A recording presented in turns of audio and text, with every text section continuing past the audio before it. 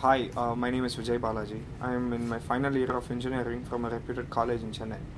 So I joined 2IM's online course from the August month of this year, and I'm eyeing CAT 2017.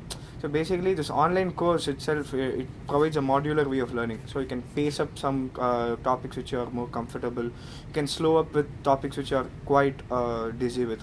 So this is what I like with 2IM, and the courses are downloadable. So I download the classes while I go to college. I used to listen to the lectures and then solve the problems from the book.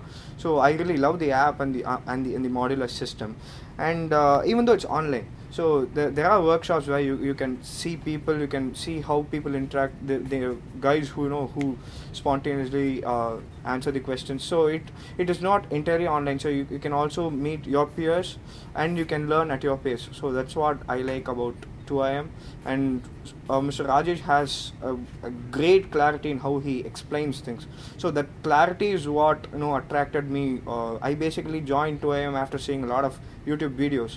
So the clarity is what I like with Mr. Rajesh and with the 2IM. Thanks to him for this support they gave me.